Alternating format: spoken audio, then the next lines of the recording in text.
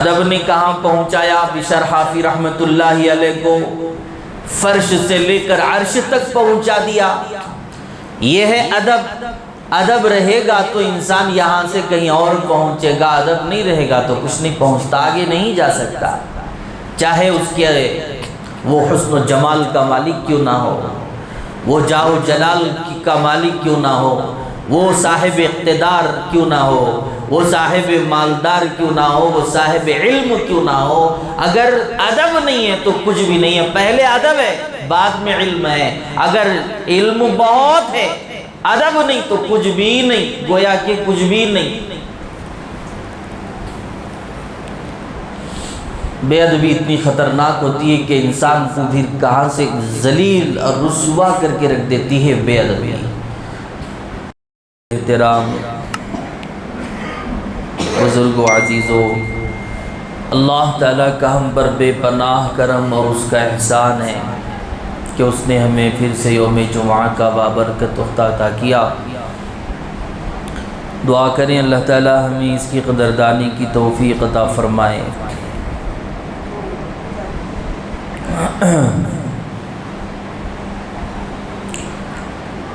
ایسے مواقع اللہ تعالیٰ ہمیں اپنے فضل سے عطا فرماتے ہیں۔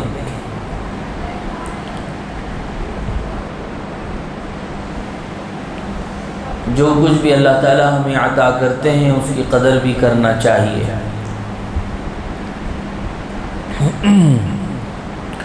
محترم حضرات، میں نے ابھی آپ کے سامنے خطبے میں قرآن کریم کے ایک آیت کا حصہ اور حدیث پاک سنایا ہے، اس سے متعلق میں چند باتیں آپ کے سامنے عرض کرنا چاہتا ہوں۔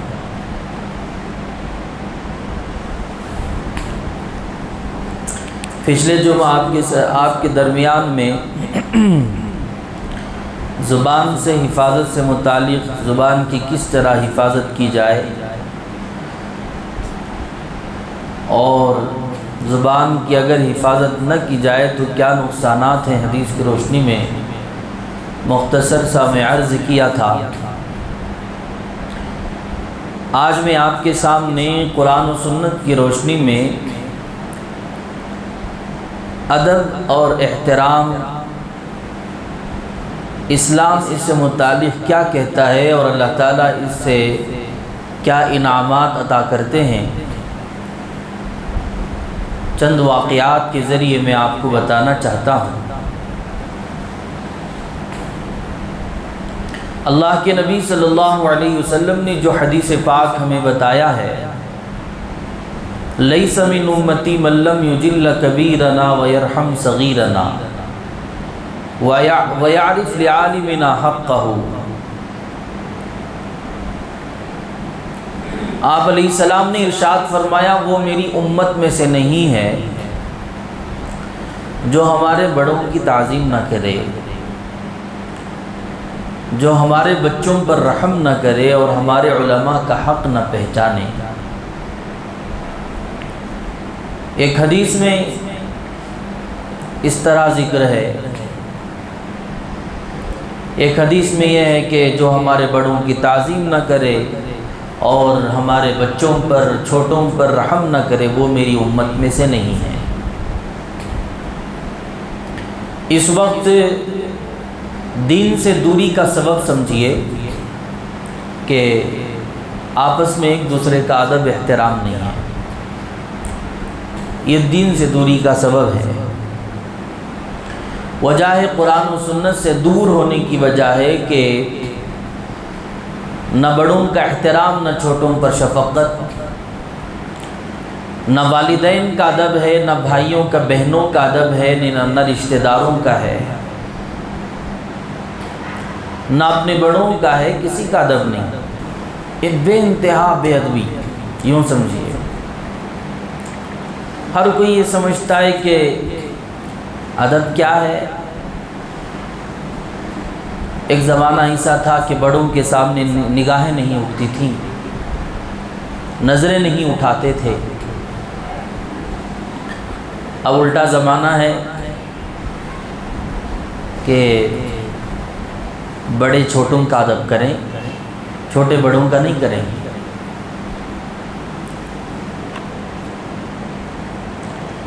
نہ پڑھانے والے اساتذہ کا ادب ہے، نہ اپنے والدین کا ادب ہے، نہ اپنے بڑے بھائی کا ادب ہے، نہ اپنی بڑی بہنوں کا ادب ہے، کسی کا ادب نہیں، ادب کو بھول چکے ہیں۔ ادب کرنے پر اللہ تعالیٰ کیا کیا انعامات عطا کریں گے، ذرا سنیں۔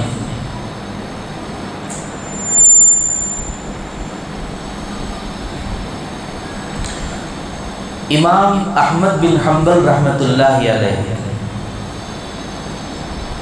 بڑے امام گزرے ہیں، جس طرح امام مالک رحمۃ اللہ علیہ، امام ابو حنیفہ رحمۃ اللہ علیہ،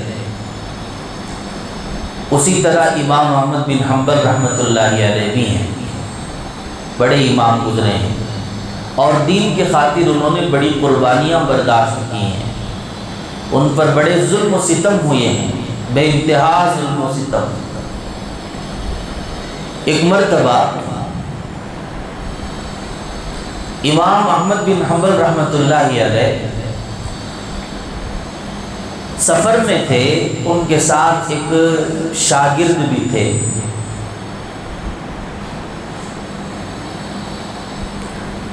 دونوں کا سفر چل رہا تھا، نہر کے کنارے پر وضو کرنا تھا، وضو کے لیے بیٹھے ہوئے تھے۔ اتفاق سے جہاں سے پانی گزر کر آ رہا ہے، امام احمد بن حنبل رحمۃ اللہ علیہ بیٹھے ہیں، یہاں پر شاگرد اونچائی کی طرف، استاذ نیچے کی طرف وضو چل رہا تھا۔ اچانک ان کے شاگرد کے ذہن میں یہ بات ذہن میں آئی کہ ارے میرے استاذ ہیں، وہ نیچے کی طرف وضو کر رہے ہیں، میں اوپر کی طرف وضو کروں، اور میں وضو کر رہا ہوں، یہ پانی بہہ کر وہاں جا رہا ہے میرے استاذ کی طرف، بالکل ادب کے خلاف ہے۔ انہوں نے وضو کو روکا اور وہ نیچے کی طرف چلے گئے۔ ان کے شاگرد کو فوت ہو جانے کے بعد میں کسی نے خواب میں دیکھا کہ کیا معاملہ بنا، پوچھا تو کہا کہ میری تو مغفرت ہو گئی۔ جنہوں نے دیکھا انہوں نے پوچھا کہ آخر مغفرت جو ہو گئی کس عمل سے ہوئی، کون سا عمل اللہ کو پسند آ گیا؟ انہوں نے واقعہ بولا کہ میں نے اپنے استاذ کی قدر کی، اس لیے اللہ تعالیٰ نے میری مغفرت فرما دی۔ یہ وضو کا واقعہ اس نے بیان کیا خواب کے اندر، کہا کہ صرف میں نے اپنے استاذ کے ادب کی وجہ سے میرے رب نے میری مغفرت فرما دی۔ زبیدہ خاتون ہارون رشید کی بیوی بڑی نیک خاتون تھی، اتنی نیک خاتون تھی، اور ان کے ایسے کارنامے ہیں۔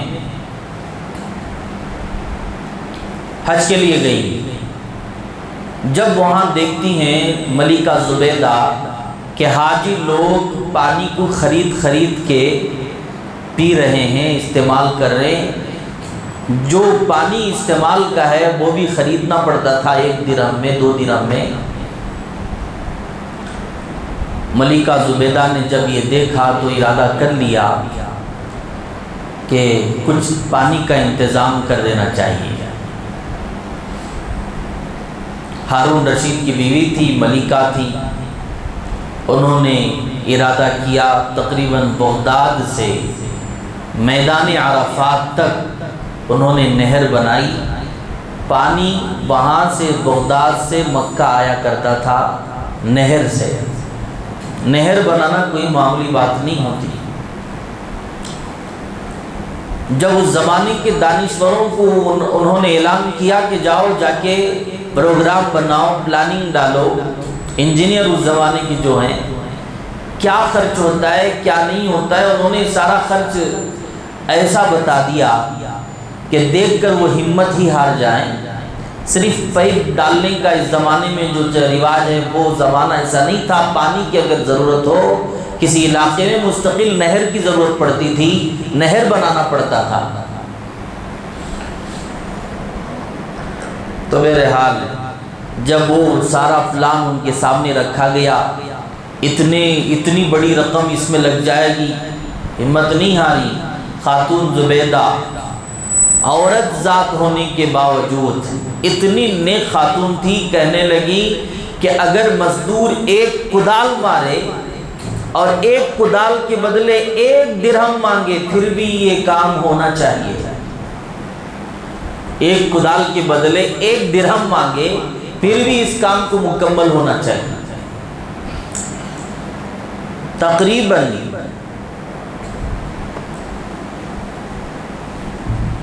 اتنی لمبی وہ نہر بغداد سے نکل کر میدان عرفات مکہ تک پہنچے، اس کے اندر کتنی محنت ہوئی ہوگی، کتنے پیسے لگ گئے ہوں گے، آپ اندازہ لگائیں۔ آج بھی نہر زبیدہ وہ مشہور ہے، وہاں جانے والے حاجی لوگ دیکھ کے آتے ہیں کہ نہر زبیدہ کیا ہے، اس کی دیواریں کیسی مضبوط دیواریں ہیں، وہ اس زمانے میں بنائی گئی ہیں، کیسے پیسہ خرچ ہوا ہوگا، کتنی محنت لگی ہوگی۔ تقریباً 3 سال لگ گئے وہ نہر زبیدہ کا کام کرتے ہوئے۔ انتقال ہو گیا، فوت ہو جانے کے بعد خواب میں دیکھتے ہیں کہ نہر زبیدہ آرام سے مغفرت کا پروانہ لے کر جنت میں چلی گئیں۔ پوچھا کہ زبیدہ تمہاری مغفرت ہو گئی؟ کہا کہ ہاں الحمدللہ میری مغفرت ہو گئی، میں تو جنت میں جا رہی ہوں۔ کہا کہ کس عمل سے؟ انہوں نے کہا کہ میرا ایک عمل اللہ کو پسند آ گیا۔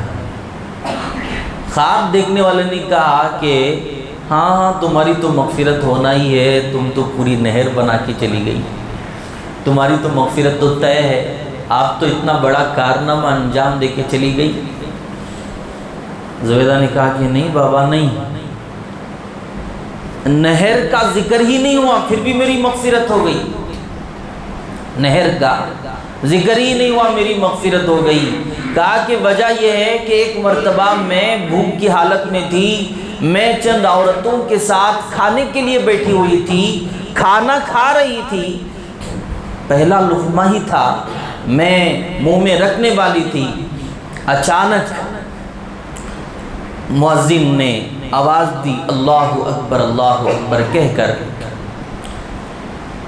میں جب لقمہ اٹھا رہی تھی تو مؤذن کی آواز آ گئی، اور میرے سر پر مکمل طور پر دوپٹہ بھی نہیں تھا، پورا سر دوپٹہ نہیں تھا، میں نے وہ لقمہ بجائے منہ میں رکھنے کے واپس میں نے پلیٹ میں رکھا، اور میں پورے طور پر پہلے دوپٹے کو سر پر سنبھالا، اس کے بعد میں نے بسم اللہ کہہ کے کھانا کھانا شروع کیا۔ بس اس ایک عمل کو اللہ نے سامنے رکھ کر میری مغفرت فرما دی۔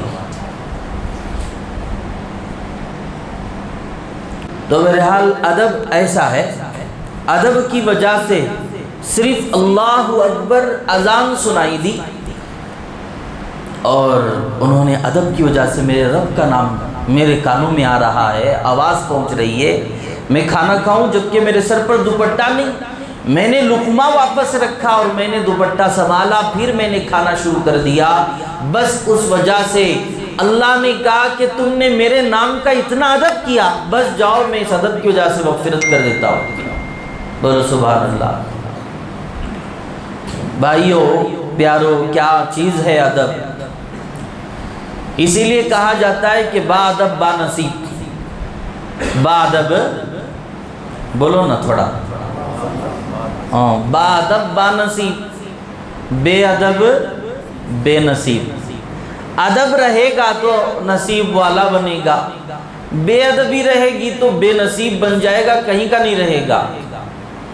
نہ بڑوں کا ادب ہے، نہ چھوٹوں پر شفقت ہے، بڑے بولے تو کون بڑے، والدین کا بھی ادب نہیں، بڑے بھائیوں کا ادب نہیں، گویا کہ کسی کا ادب ہی نہیں، سب سے بڑا اپنے کو سمجھتا ہے انسان اور ادب ہی نہیں کرتا، جس کی وجہ سے وہ کتنے بڑے خسارے میں جا رہا ہے اس کا تو کوئی اندازہ نہیں کر سکتا۔ ادب بڑی چیز ہوتی ہے، اسی لیے کہا کہ با ادب با نصیب، بے ادب بے نصیب۔ بشر حافی رحمۃ اللہ علیہ کا واقعہ کتابوں میں لکھا ہے۔ حافی کہتے ہیں چلنے والا، اور وہ بھی جوتے کے بغیر چلنے والا۔ وہ بڑے گنہگار تھے، یوں سمجھیے کہ نشے کی حالت میں رہتے تھے بشر، شراب کی حالت میں ہمیشہ مست رہتے تھے۔ ایک مرتبہ شراب پی کر نشے کی حالت میں چل رہے ہیں، راستے میں تھوڑا خیال ہے تھوڑے نشے میں، ایسی حالت میں گزر رہے ہیں۔ دیکھا راستے میں بشر حافی کی نظر ایک کاغذ کے ٹکڑے پر پڑ گئی جس میں بسم اللہ الرحمن الرحیم لکھا ہوا تھا۔ وہ شراب کی حالت میں ہونے کے باوجود یہ خیال کرتے ہیں کہ ارے میرے رب کا نام، اور وہ بھی فرش پر پڑا ہے، اس کی بے ادبی ہو رہی ہے۔ انہوں نے فوراً اسے اٹھایا، آنکھوں سے لگایا، اور ان کے پاس ایک درہم تھا، اس کے ذریعے انہوں نے خوشبو خریدا اور اس کو لگایا، لگا کر اونچائی پر رکھا۔ کہاں پر؟ اونچائی پر، اونچے مقام پر رکھا، اونچے مقام پر رکھا اور چلے گئے۔ بس اللہ تعالیٰ نے اس زمانے کے بزرگ کو ان کے لیے خوشخبری سنائی، جاؤ بشر سے کہو کہ وہ میرے نام کا جو ادب کیا ہے، اس نے میرے نام کا اس طرح ادب کیا ہے، بس میں جب وہ میرے نام کو زمین سے فرش سے اٹھا کر سر پر لاتا ہے تو اس سے بشر حافی سے کہہ دینا کہ میں اس کے نام کو فرش سے عرش تک پہنچا چکا ہوں، میں اس کے نام کو فرش سے عرش تک پہنچا چکا ہوں۔ بشر حافی بھی بشر حافی بن گئے۔ جب بھی اولیاء اللہ کا ذکر ہوتا ہے تو پھر ان کا بھی ذکر ہوتا ہے، نمایاں ذکر ہوتا ہے۔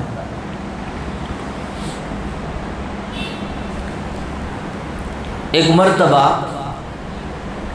جانور چرانے والے نے اس زمانے میں ہی بشر حافی رحمۃ اللہ علیہ کے دور میں گدھے کو لے کر جا رہا تھا، راستے میں اس نے پیشاب کر دیا، جانور تھا، جیسے ہی راستے میں پیشاب کر دیا فوراً وہ جو گدھا لے کے جا رہا تھا وہ رونے لگا، چیخنے لگا۔ لوگوں نے پوچھا ارے کیوں رو رہے ہو؟ کہا کہ میرے گدھے نے پیشاب کر دیا ہے راستے پر۔ لوگوں نے کہا کہ اس میں کوئی عیب کی بات نہیں، جانور تو جانور ہوتا ہے۔ کہا کہ نہیں، میں اس بات پر نہیں رو رہا ہوں، میں اس لیے رو رہا ہوں کہ اب مجھے لگتا ہے کہ بشر حافی اب دنیا میں نہیں رہے، وہ تو انتقال کر چکے ہوں گے۔ پھر پتہ چلا، تحقیق کیا گیا، دیکھا تو بشر حافی انتقال کر گئے تھے۔ اس سے پتہ چلتا ہے کہ وہ رو رہا تھا کہہ کر بشر حافی راستے سے گزرتے تھے، اللہ تعالیٰ جانوروں کو بھی قابو میں رکھتے تھے کہ میرا ایک نیک بندہ اس راستے سے گزرتا ہے، اس راستے کو نجس سے پاک رکھنا چاہیے، اس راستے کو نجس سے پلید سے پاک رکھنا چاہیے۔ اللہ نے نظام ایسا بنا دیا تھا کہ وہ جس راستے سے بھی گزرا کرتے تھے اس راستے میں جانور پیشاب پاخانہ نہیں کیا کرتے تھے۔ ادب نے کہاں پہنچایا بشر حافی رحمۃ اللہ علیہ کو؟ فرش سے لے کر عرش تک پہنچا دیا۔ یہ ہے ادب۔ ادب رہے گا تو انسان یہاں سے کہیں اور پہنچے گا، ادب نہیں رہے گا تو کچھ نہیں پہنچتا، آگے نہیں جا سکتا، چاہے اس کے وہ حسن و جمال کا مالک کیوں نہ ہو، وہ جاہ و جلال کا مالک کیوں نہ ہو، وہ صاحب اقتدار کیوں نہ ہو، وہ صاحب مالدار کیوں نہ ہو، وہ صاحب علم کیوں نہ ہو، اگر ادب نہیں ہے تو کچھ بھی نہیں ہے۔ پہلے ادب ہے، بعد میں علم ہے۔ اگر علم بہت ہے، ادب نہیں تو کچھ بھی نہیں، گویا کہ کچھ بھی نہیں۔ بے ادبی اتنی خطرناک ہوتی ہے کہ انسان کو بھی کہاں سے ذلیل اور رسوا کر کے رکھ دیتی ہے بے ادبی۔ کتنے ایسے اسکولوں اور کالجوں کے اندر آپ نے واقعات کارگزاریاں سنی ہوں گی، مدارس میں بھی ہم نے سنا ہے کہ پڑھنے والوں نے، ایسے پڑھنے والے جو ایک مرتبہ مطالعہ کرتے تھے کتاب کا تو کبھی بھولتے نہیں تھے، اعلیٰ نمبرات پر فائز ہوا کرتے تھے، مگر انہوں نے اپنے ٹیچروں کی، اپنے اساتذہ کی اور اپنے بڑوں کا احترام کرنا چھوڑ دیا تھا، اور اس بات کے فخر میں رہتے تھے کہ ہم بہت اچھا پڑھتے ہیں، ہم علم والے۔ ایسا ذلیل اور رسوا ہو چکے کہ ان سے کوئی آج کام نہیں ہو رہا ہے، نہ وہ گھر کے رہے نہ در کے رہے، ایسا ہو گئے۔ کیوں؟ بے ادب تھے۔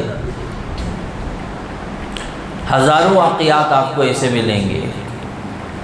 امام ابو حنیفہ رحمۃ اللہ علیہ ایک مرتبہ ایک کافر کے آنے پر کھڑے ہو گئے، کافر آیا ان کی خدمت میں، آپ اٹھ کر کھڑے ہو گئے۔ لوگوں نے پوچھا کہ حضرت آپ تو امام ہیں، آپ تو وقت کے اتنے بڑے امام ہیں، علم والے ہیں، اور وہ کافر آیا، آپ کھڑے ہو گئے اس کے استقبال میں، آپ کے اس کے اکرام میں، ادب کی وجہ سے۔ وہ کیا ہے؟ کہا کہ بھائی ایک مسئلہ مجھے معلوم نہیں تھا، اس نے ایک مسئلہ مجھے بتایا تھا، وہ یہ ہے کہ خنزیر سے متعلق، یہ خنزیر چرانے والا تھا، کافر تھا، وہ بھی خنزیر چرانے والا آیا تھا، حضرت کھڑے ہو گئے تھے، پوچھا کیوں؟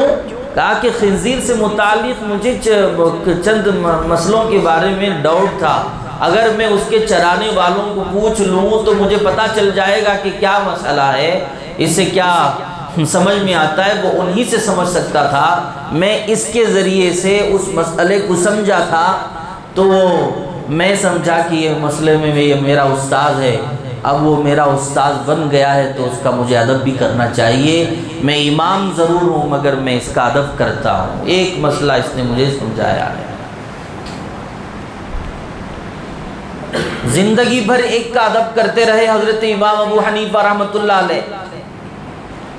کسی نے پوچھا وہ کیوں؟ کہا کہ اس نے مجھے ایک مسئلہ بتایا ہے۔ وہ کیا ہے؟ مجھے پتا نہیں تھا کہ کتا کب بالغ ہوتا ہے، وہ تو امام تھے، استنباط کرنے والے تھے مسائل میں، فقیہ تھے، ہر چیز کا ان کو علم ہونا تھا۔ انہوں نے تحقیق کیا تو پتا چلا ایک کے ذریعے سے کہ کتا بالغ اس وقت ہوتا ہے جب وہ ایک ٹانگ، ایک پیر اٹھا کے پیشاب کرتا ہے۔ جب پتا چلا اس ایک فرد کے ذریعے سے کہ کتا اسی وقت بالغ کہلائے گا جب وہ پیر اٹھا کے پیشاب کرنے لگے گا، تو حضرت رحمت اللہ علیہ زندگی بھر اس کا ادب کرتے رہے کہ اس نے مجھے ایک مسئلہ بتایا ہے۔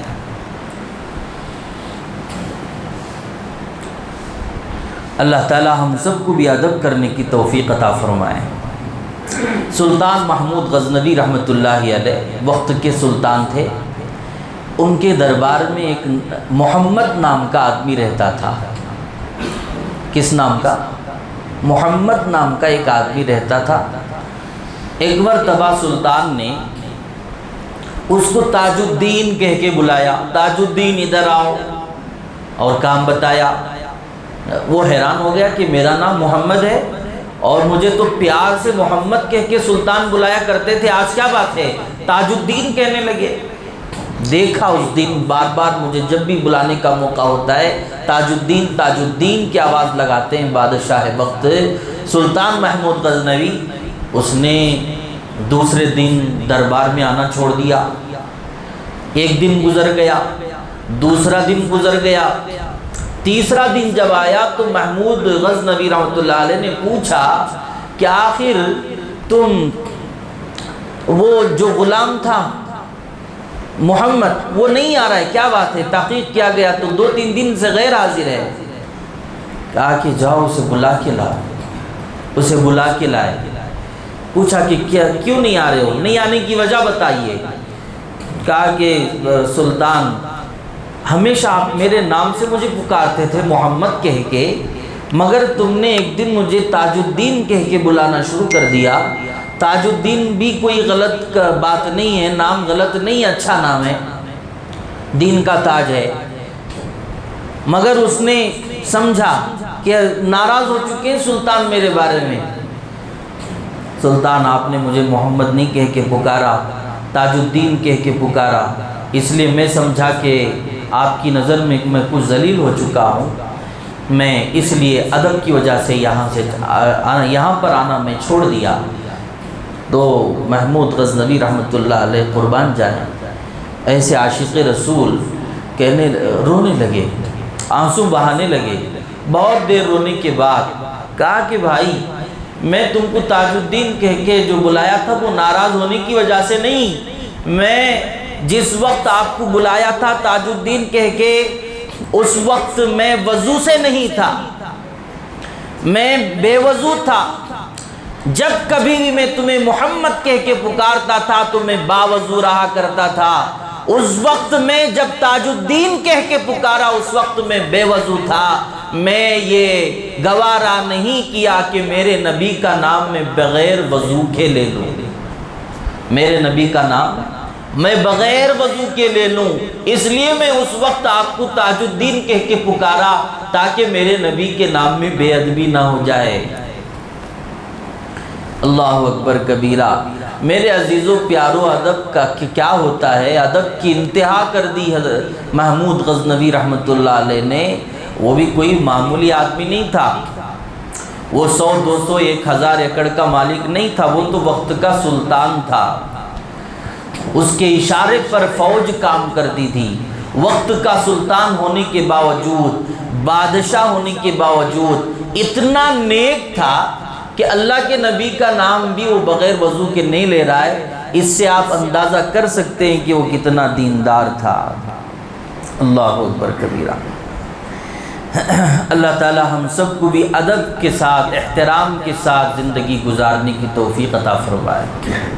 میرے عزیز و پیارو، ہمارے اندر بھی ادب آ جائے، ہم سیکھنا چاہیے اور سکھانا چاہیے۔ شرم و حیا ہمارے اندر ہونا چاہیے۔ جب تک شرم و حیا ہمارے اندر نہیں، ادب بھی نہیں آئے گا۔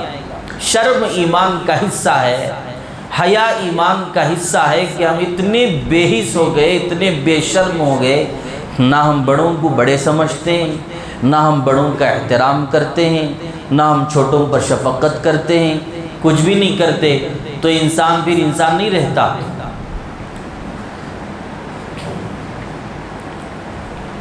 اللہ کے نبی صلی اللہ علیہ وسلم حضرت عثمان غنی رضی اللہ تعالیٰ عنہ کے آنے پر ایک مرتبہ پیر پھیلائے ہوئے تھے، ایک دم سے پیروں کو جوڑ لیے اور کپڑوں کو ایسے ایسے کر لیا اور ادب کے ساتھ بیٹھ گئے۔ کون؟ اللہ کے نبی صلی اللہ علیہ وسلم۔ حضرت عثمان کے آنے پر، وہ تو نبی کے غلام ہیں، داماد ہیں، دوہرے داماد ہیں۔ نبی حضرت عثمان کے اندر آنے پر اللہ کے نبی پیر پھیلائے ہوئے تھے، بے تکلفی سے بیٹھے ہوئے تھے اور تکلف کے ساتھ بیٹھ گئے، پیروں کو جما لیا اور ادب کے ساتھ یوں کہہ کے بیٹھ گئے۔ پوچھا کسی نے کہ یا رسول اللہ، حضرت عثمان کے آنے پر ایسا ادب؟ کہ تم جانتے نہیں کہ عثمان کے شرم پر فرشتے حیا کرتے ہیں، عثمان کے شرم پر فرشتے بھی حیا کرتے۔ فرشتے ان سے حیا کریں اور میں نہ کروں، یہ کیسے ہو سکتا ہے؟ ان کے اندر ایسا مزاج تھا کہ رتی برابر بھی الٹا سیدھا وہ نہیں رہتے تھے۔ ایک دور کے اندر ایسا بھی دور تھا کہ بڑے بڑے بادشاہ ہوتے، گورنر ہوتے، وہ اللہ والوں کے پاس جاتے اصلاح کے لیے کہ حضرت ہماری اصلاح ہو جائے، ہمارے اخلاق اچھے نہیں، ہمارے کردار اچھے نہیں، دین کچھ ہم سمجھ جائیں، ہم تمہاری خدمت میں رہیں گے، بیعت ہوا کرتے تھے۔ ایک گورنر گیا تھا ایک اللہ والوں کے پاس، جا کر بیٹھ گیا، بہت دیر تک بات نہیں ہوئی، سامنے بیٹھا ہوا ہے، بات نہیں ہوئی، دیر تک بیٹھا رہا۔ اس کے بعد میں حضرت نے پوچھا، اسی کے درمیان دیر تک جب بیٹھا رہا تو اسے پانی پینے کی نوبت آئی، پیاس لگتی نا بیٹھے بیٹھے، کہا کہ حضرت پانی کا اشارہ کیا۔ حضرت نے کہا کہ وہاں ہے، کوزے میں پی لو، وہاں رکھا ہوا ہے۔ کہا کہ جاؤ پی لو، اشارہ کیا، بات نہیں کیا، گورنر ہے، اشارہ کیا، جاؤ وہاں پی لو۔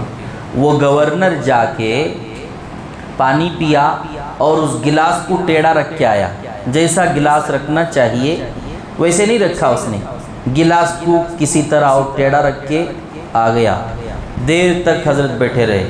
اس کے بعد جب بات کرنے کا موقع ہوا تو پوچھا کہ تم کون ہو؟ کہا کہ گورنر ہو۔ گورنر کا کام کیا ہوتا ہے؟ رعایا کی دیکھ بھال ہے، رعایا کی خدمت ہے۔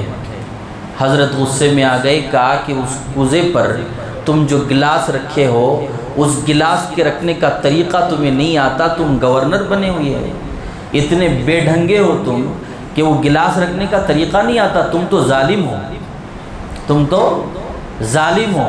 آپ دیکھیں گے تفسیر کے اندر ظالم صرف مارنے والے کو، بلا وجہ مارنے والے کو، ظلم کرنے والے کو نہیں کہتے، ظالم اس کو بھی کہتے ہیں کہ یہ یہاں پر رکھنے کی چیز ہے، یہ یہاں رکھنے کی چیز ہے، اسے اٹھا کے وہاں رکھ دیا، لا اس کو اٹھا کے، یہ رکھنے کی چیز یہاں تھی، کسی نے اٹھا کے اسے وہاں رکھ دیا، تو گویا کہ وہ بھی ظالم ہے۔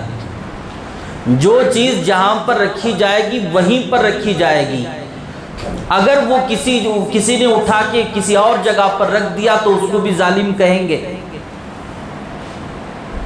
ادب احترام اسی کو کہتے ہیں۔ آج اساتذہ کا بھی ادب نہیں ہے، اساتذہ کو آج پتھر سے مار رہے ہیں طلبہ۔ ایک مضمون ابھی میں 1 ہفتہ 2 ہفتے پہلے پڑھا، کسی نے اتنا لمبا مضمون لکھا ہے کہ ابھی ہمارے ملک کے حالات کو دیکھ کر طلبہ کے، شاگردوں کے، اساتذہ کے ساتھ رویے کو دیکھ کر انہوں نے مضمون لکھا ہے، ساتھ میں اتنے ایسے الفاظ اس نے لکھے ہیں، کس نے لکھا پتہ نہیں، مایوسی کے الفاظ، اب چھوڑ دو، ہو گیا زمانہ ختم ہو گیا، اب تو اساتذہ کا ادب نہیں، پڑھانے والوں کا ادب نہیں، اب تو قتل کے در پہ پہنچ چکے ہیں طلبہ، جن کی زندگی اساتذہ سنوارتے ہیں ان کو قتل کے منصوبے بنا رہے ہیں پڑھنے والے طلبہ، پتھر سے مار رہے ہیں، کوئی غلیل سے مار رہا ہے، کیٹریبل سے مار رہا ہے، چھپ کر مار رہا ہے، کیوں؟ استاد ہے، استاد نے تنبیہ کی تھی پڑھانے کے وقت میں۔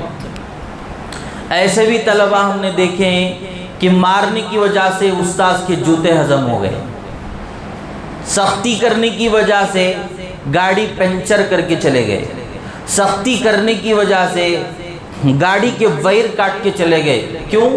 استاد نے تنبیہ کی ہے پڑھانے کے وقت میں، اچھا مجھے مارتے ہیں، وہ مجھے مارے گا۔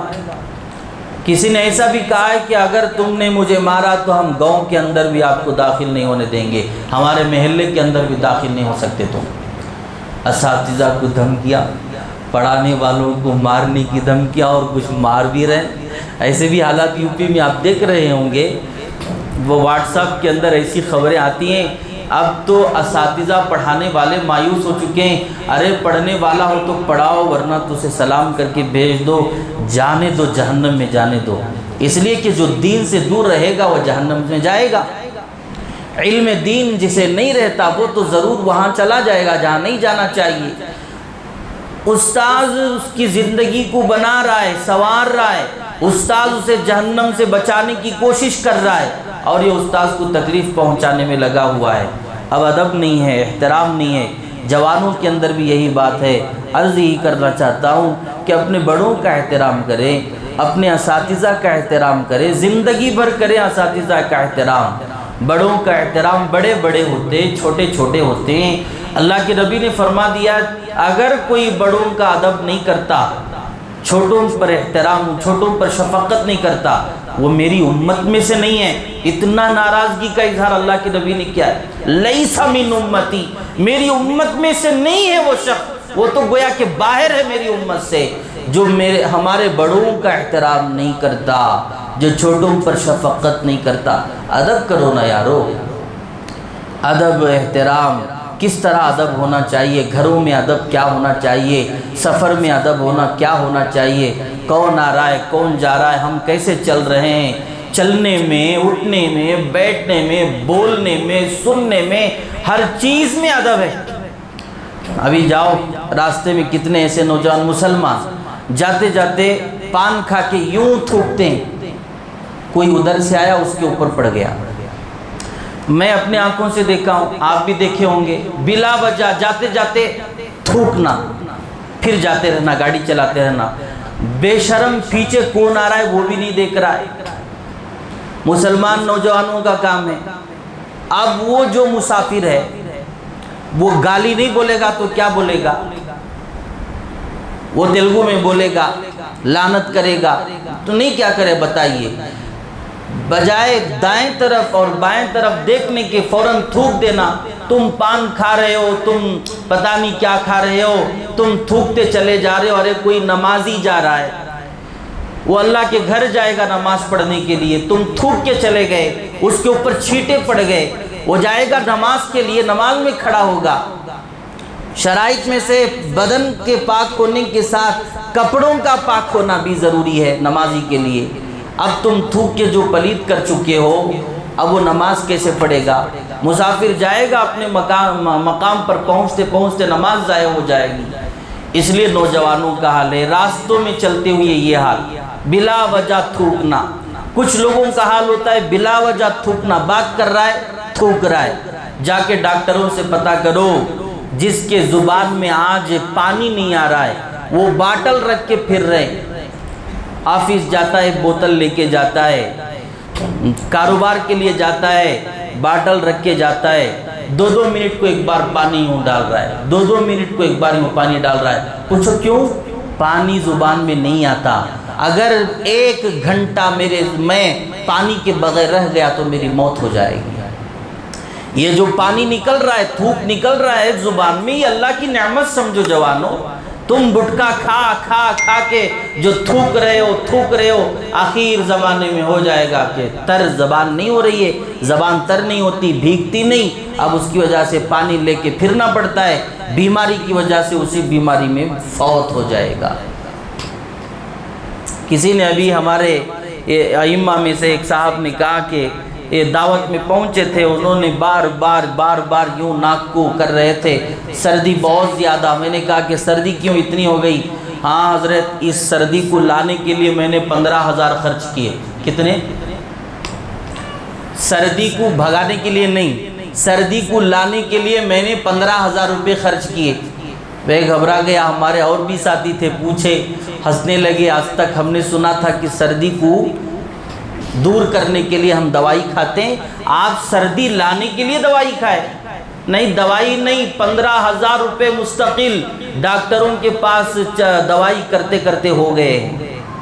اب آ کے مجھے سردی ہوئی ہے، اب مجھے اطمینان ہے، اس سردی کے لیے میں نے اتنا خرچ کیا۔ سردی بھی گویا کہ اللہ کی نعمت۔ طبیبوں نے لکھا ہے کہ سردی جب ہو جائے تقریباً 2 یا 3 دن تک دوائی مت کھاؤ، اس لیے کہ پورے دماغ کا حصہ ہوتا ہے، سر کا حصہ ہوتا ہے، اس سے گندگی نکلتی ہے، اللہ سردی کے ذریعے سے اس گندگی کو دور کرتے ہیں۔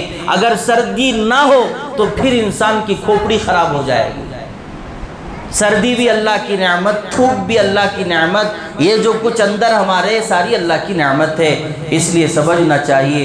اللہ مجھے بھی اور آپ کو بھی، تمام کو بھی ادب کے ساتھ، احترام کے ساتھ زندگی گزارنے کی توفیق عطا فرمائے۔ اللہ تعالی ہمیں بانصیب بنائے، ادب والا بنائے، بے نصیب بننے سے، بے ادب بننے سے اللہ میری اور آپ کی حفاظت فرمائے۔ وآخر دعوانا الحمدللہ رب العالمین۔ سنت پڑھ لیں۔